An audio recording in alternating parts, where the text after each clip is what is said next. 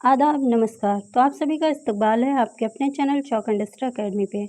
और जैसा कि आप लोगों को मालूम है कि राजस्थान पब्लिक सर्विस कमीशन के फर्स्ट ग्रेड सेकंड ग्रेड यानी कि टीजीटी और पीजीटी की वैकेंसी आ गई है, जिसमें उर्दू की भी काफ़ी सीटें आई हैं। तो जो बच्चा आरपीएससी के फर्स्ट ग्रेड सेकंड ग्रेड के बैच से जुड़ना चाहता है, वो चौक एंड स्टर अकेडमी के बैच से जुड़ सकता है। मालूमात के लिए आप हमारे व्हाट्सएप नंबर 9045220432 पर रब्ता कर सकते हैं। आपकी क्लासेस मॉर्निंग में चलती है। बाकी जो फर्स्ट पेपर यानी कि कॉमन पेपर है, उसकी क्लासेस जल्द ही शुरू कर दी जाएंगी। इसके लिए आप लोग चौक एंड स्टर अकेडमी पर बने रहिए। और ये आप तमाम उर्दू वाले तालिब इल्मों के लिए एक खुशखबरी है कि आप लोगों की आरपीएससी की तैयारी अब यूट्यूब पर कराई जाएगी। तो बने रहिए चौक एंड स्टर अकेडमी के इस यूट्यूब चैनल पर। और आज का हमारा टॉपिक होगा गज़ल। गज़ल किसका लफ्ज़ है? तो गज़ल अरबी ज़ुबान का लफ्ज़ है और उसके असल माने हैं महबूब से बातें करना, औरतों से बातें करना, औरतों के हुस्न जमाल की तारीफ़ करना है। गज़ल में बुनियादी तौर पर इश्किया बातें की जाती हैं। गज़ल के तमाम मिसरे एक ही वज़न और एक ही बहर में होते हैं। गज़ल को उर्दू की सबसे मकबूल सिन्फ़े सुख़न कहा जाता है। गज़ल का हर शेर आम तौर पर अपने मफ़हूम के एतबार से मुकम्मल होता है।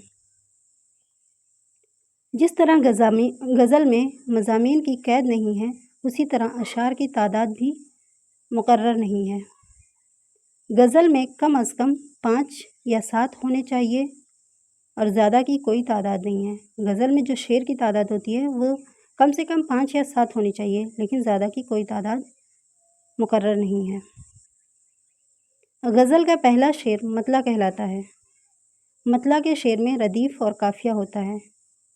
अब रदीफ़ और काफ़िया को हम समझते हैं। तो रदीफ़ हम आवाज़ अल्फाज को कहते हैं, जबकि रदीफ़ बार बार दोहराया जाता है।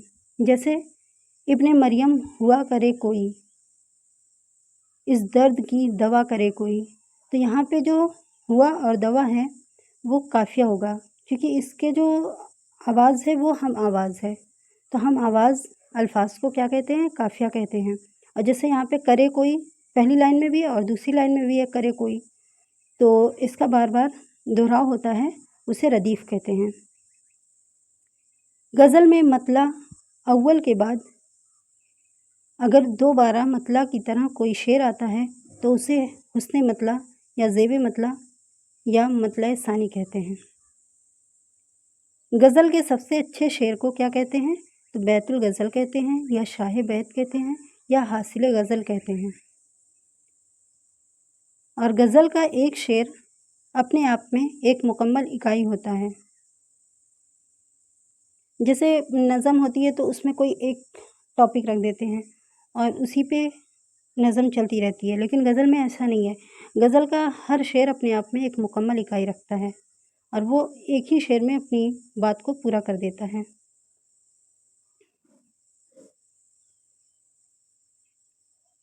जिस तरह गज़ल में मज़ामीन की कैद नहीं है, इसी तरह अशार के तादाद भी मुकर्रर नहीं है। यूँ तो गज़ल में उमूमन 5 या 7 शेर होते हैं, लेकिन बाज़ गज़लों में ज़्यादा अशार भी मिलते हैं। कभी कभी एक ही बहर, काफ़िए और रदीफ़ में शायर एक से ज़्यादा गज़लें कह देता है। उसी को 2 गज़ला, सह गज़ला या 4 गज़ला कहा जाता है। किसी गज़ल के अगर तमाम शेर मौजू के लिहाज से आपस में एकसा हों तो उसे गज़ल मुसलसल कहते हैं। और अगर शायर गज़ल के अंदर किसी एक मज़मून या तजर्बे को एक से ज़्यादा अशार में बयान करे तो उसे कता और ऐसे अशार को कताबंद कहते हैं।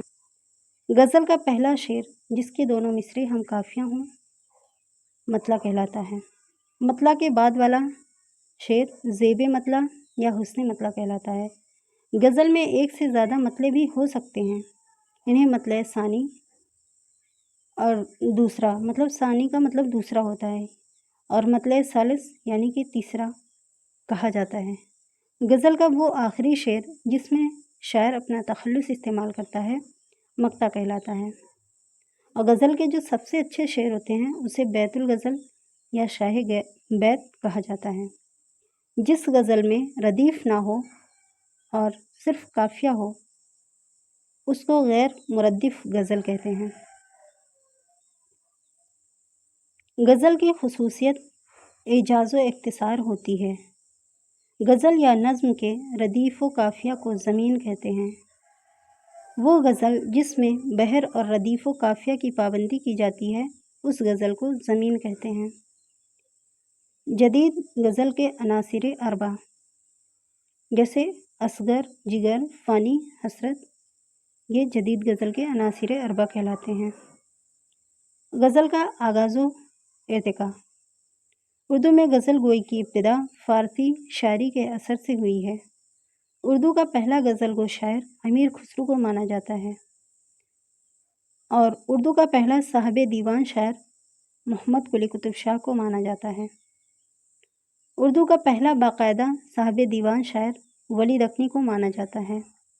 غزل کے مشہور قول رشید احمد صدیقی کے مطابق ہیں: غزل جتنی بدنام ہے اتنی ہی مجھے عزیز ہے۔ دوسرا ہے غزل اردو شاعری کی آبرو ہے، اس کو بھی رشید احمد صدیقی نے کہا ہے۔ غزل شاعری نہیں تہذیب بھی ہے، اس کو بھی رشید احمد صدیقی نے کہا ہے۔ ہماری تہذیب غزل میں اور غزل ہماری تہذیب میں ڈھلی ہے، یہ بھی رشید احمد صدیقی نے کہا ہے۔ شاعر کا نام آتے ہی میرا ذہن غزل کی طرف مائل ہو جاتا ہے، اسے بھی رشید احمد صدیقی نے کہا ہے۔ شاعری زیور کی محتاج نہیں اور زیور غزل کا محتاج نہیں، اسے بھی رشید احمد صدیقی نے کہا ہے۔ غزل کو میں فن نہیں اردو شاعری کی آبرو سمجھتا ہوں، اسے بھی رشید احمد صدیقی نے کہا ہے۔ اب نیکسٹ دیکھتے ہیں فراق گورکھپوری کا قول۔ تو غزل شاعری نہیں عطر شاعری ہے۔ دوسرا ہے غزل مختلف پھولوں کی مالا ہے۔ تیسرا ہے غزل انتہاؤں کا ایک سلسلہ ہے۔ چوتھا ہے اگر تمام فنون لطیفہ احساسات تو کائنات کا عطر ہے تو غزل اس عطر کا عطر ہے۔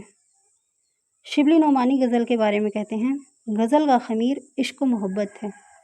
آل احمد سرور کہتے ہیں غزل بڑی کافر صنف سخن ہے۔ اور دوسرا ہے غزل نقاب پوش آرٹ اور چاول پر قل اللہ لکھنے کا آرٹ ہے۔ کلیم الدین احمد کہتے ہیں غزل نیم وحشی صنف ساری ہے۔ عظمت اللہ خاں کہتے ہیں غزل کی گردن بے تکلف مار دینی چاہیے۔ حالی کہتے ہیں غزل بے وقت کی راگنی ہے۔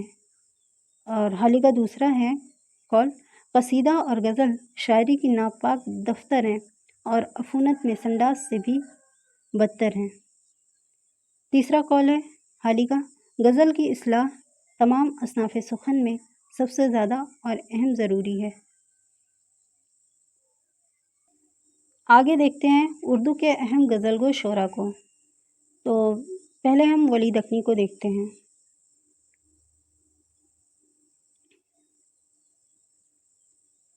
ان کا نام ولی محمد ولی، جن کی پیدائش 1667 عیسوی اور وفات جو ہوئی تھی وہ 1707 عیسوی۔ ولی کا نام، تاریخ پیدائش اور جائے پیدائش سب کے بارے میں اختلاف ہے، لیکن بیشتر لوگ اس بات پر متفق ہیں کہ ان کا نام ولی محمد اور تخلص ولی تھا۔ وہ اورنگ آباد میں پیدا ہوئے اور ابتدائی تعلیم وہیں حاصل کی۔ بعد میں احمد آباد آ کر انہوں نے شاہ وجیہ الدین کی خانقاہ کے مدرسے میں تعلیم مکمل کی اور یہیں شاہ نور الدین سہروردی کے مرید ہوئے۔ ولی نے فارسی الفاظ اور انداز بیان کی آمیزش سے ایک نیا رنگ پیدا کیا۔ ولی کے کلام کا ایک نیا رنگ نہ صرف ان کی مقبولیت کا باعث بنا بلکہ اس زمانے کے دہلی کے شعراء نے بھی اس کا اثر قبول کیا اور وہ بھی اسی انداز میں شاعری کرنے لگے۔ ولی کے اثر سے دہلی میں اردو شاعری کا چلن عام ہوا، جو آگے چل کر روز بروز ترقی کرتا گیا۔ ولی کا انتقال احمد آباد میں ہوا۔ ولی اپنے زمانے کے سب سے بڑے شاعر تھے۔ انہوں نے اردو شاعری کی تقریباً تمام اصناف میں صلاحیت کے جوہر دکھائے ہیں۔ ولی سے پہلے قصیدہ اور مثنوی کا رواج زیادہ تھا۔ ولی نے غزل کو اولیت دے کر اردو شاعری کو ایک نیا موڑ دیا۔ ان کی غزلوں میں خیال کی ندرت اور بیان کی لطافت پائی جاتی ہے۔ انہوں نے اپنی غزلوں میں عشق و حسن کے مضامین کے ساتھ ساتھ تصوف و معرفت کو بھی جگہ دی ہے۔ عشقیہ واردات و کیفیات کے بیان میں سرور و مستی کا انداز پایا جاتا ہے۔ ولی محبوب کے حسن کے داخلی اثرات کے ساتھ ساتھ ان کے خارجی اوصاف کا بھی بیان بڑے پرلطف اور دلکش انداز میں کرتے ہیں۔ ولی کی زبان میں ایک خاص مٹھاس ہے جو ہندی، دیسی اور فارسی کے الفاظ کو توازن کے ساتھ استعمال کرنے میں پیدا ہوئی ہے۔ اب ولی کے بارے میں کچھ امپورٹنس فیکٹ دیکھتے ہیں۔ جیسے ولی کا اصل نام جو تھا وہ کیا تھا؟ ولی محمد، اور تخلص کرتے تھے ولی۔ لقب تھا شمس الدین۔ پیدائش 1668 عیسوی میں اورنگ آباد، یہ مولانا احسن کے مطابق مانی جاتی ہے۔ 1650 عیسوی میں اورنگ آباد، یہ نور الحسن نقوی کے مطابق مانی جاتی ہے۔ وفات ان کی جو بتائی جاتی ہے وہ 1720 سے 25 کے درمیان احمد آباد میں ہوئی ہے۔ والد کا نام شریف محمد ہے۔ ولی دکنی ایک غزل گو شاعر ہیں۔ ولی دکنی کیسے شاعر ہیں؟ تو ایک غزل گو شاعر ہیں۔ ولی دکنی کا مقابلہ مغرب کے شاعر چاصر سے کیا جاتا ہے، جو کہ ایک انگریزی شاعر تھے، چاصر۔ ولی دکنی عربی اور فارسی شاعری کے ماہرین تھے، اور ولی دکنی کو اردو کا چاصر بھی کہا جاتا ہے۔ ولی دکنی نے اپنی ابتدائی زندگی میں شیخ نور الدین سے فیض یا استفادہ لیا۔ ولی دکنی کو اردو شاعری کا سب سے بڑا شاعر کہا جاتا ہے۔ ولی دکنی کو پہلا باقاعدہ صاحب دیوان شاعر کہا جاتا ہے۔ اب کلیات کیسے بنتا ہے اس کو ہم دیکھتے ہیں۔ سب سے چھوٹا جو ہوتا ہے وہ مصرع ہوتا ہے۔ مصرعے سے مل کر شعر بنتا ہے، اور کئی شعر مل کر ایک نظم بنتی ہے، اور کئی نظم مل کر ایک شعری مجموعہ بنتا ہے، اور کئی شعری مجموعے مل کر دیوان بنتے ہیں، اور کئی دیوان مل کر کلیات بنتے ہیں۔ تو یہ اس طرح کا سیکوینس ہوتا ہے۔ ولی کا پہلا کلیات 1833 عیسوی میں گارسا دتاسی نے فرانس سے شائع کیا۔ ولی دکنی کو زمانے کے اعتبار سے اولیت حاصل تھی۔ ولی دکنی نے دہلی کا سفر 1700 عیسوی میں اپنے عزیز ترین دوست سید ابو المعانی کے ہمراہ دہلی کا سفر کیا، اور یہاں سعد اللہ گلشن سے ملاقات کی تھی۔ ولی دہلی کا سفر کتنی مرتبہ کیے تھے؟ تو ایک مرتبہ، اور کس کے ساتھ کیے تھے؟ تو سید ابو المعانی کے ساتھ کیے تھے، اور ان کی ملاقات کس سے ہوئی تھی؟ سعد اللہ گلشن سے ہوئی تھی۔ ولی مغلیہ بادشاہ اورنگ زیب کے عہد میں دہلی آئے تھے، اور ولی کب آئے تھے دہلی؟ تو اورنگ زیب کے زمانے میں دہلی آئے تھے۔ اس وقت دلی کا صوبیدار محمد یار خان تھا۔ جب ولی دہلی آئے تھے تو دہلی کا صوبیدار کون تھا؟ محمد یار خان تھا۔ ولی صرف ایک بار دہلی آئے تھے، اور سعد اللہ گلشن نے ولی کو 2 مشورے دیے تھے۔ پہلا کہ دکنی الفاظ کا استعمال کم کرو، اور ان کی جگہ فارسی کے شیریں الفاظ کا انتخاب کرو، اور دوسرا یہ تھا فارسی شاعری میں جو مضامین موجود ہیں انہیں اپنی زبان میں ادا کرو۔ 1719 عیسوی میں ولی دکنی کا دیوان دہلی پہنچا۔ کس کے مطابق ہے؟ یہ مصحفی کے مطابق ہے۔ اور 1719 عیسوی میں ولی کا دیوان دہلی آنے سے دہلی میں اردو شاعری کا باقاعدہ آغاز ہوا۔ جب 1719 عیسوی میں ولی کا دیوان دہلی آیا تو اردو شاعری کا باقاعدہ آغاز ہوا۔ ولی نے اپنے دیوان میں اپنے ہندو دوستوں یعنی کہ امرت لال، گووند لال اور خیم داس اور ونود کا ذکر کیا ہے، اور ولی نے اپنے مسلم دوست جن کا ذکر ان کے دیوان میں ملتا ہے ان کا نام ہے سید ابو المعانی، شمس الدین، سراج، کامل و اکمل، محمد مراد اور محمد یار خان۔ اور ولی کے ہم عصر جو تھے وہ شاہ حاتم تھے، شاکر ناجی تھے، اور فقیر اللہ آزاد تھے، اور فراقی تھے۔ ہم عصر کا مطلب ایک ساتھ کے، ایک عمر کے۔ ولی دکنی کا ادبی چشمہ فراقی کو مانا جاتا ہے، مطلب فراقی سے ان کو کمپیئر کیا جاتا ہے، مطلب جس طرح سے ان کا شعر ہے اسی طرح سے فراقی کا بھی ہے، دونوں کا ادبی چشمہ بنا رہتا تھا، کمپیریزن۔ वली के कारनामे। वली के दीवान का कलमी नुस्खा पेरिस में है। वली का दीवान पहली मर्तबा लंदन से शाये हुआ। अगर ये सवाल हो कि वली का दीवान पहली मर्तबा कहाँ से शाये हुआ, तो वली का दीवान पहली मर्तबा लंदन से शाये हुआ। और टाइप वाला दीवान जो था वो 1927 ईस्वी में मौलाना एहसन मारहवी ने किया था। उसके बाद कुलियाते वली को उर्दू में नूरुल हसन हाशमी ने मुरत्तिब करके मुकदमा माए फ़रंग में शाये किया। वली ने अपने कलाम में फ़ारसी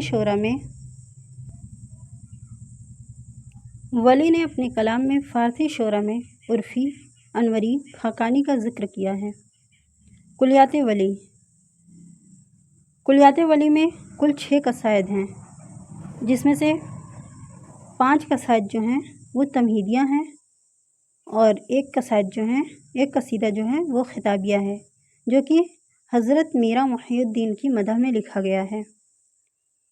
कुलियाते वली में कुल 350 अशार हैं, जिसमें से 404 गज़लें हैं और 26 रुबाइयाँ हैं।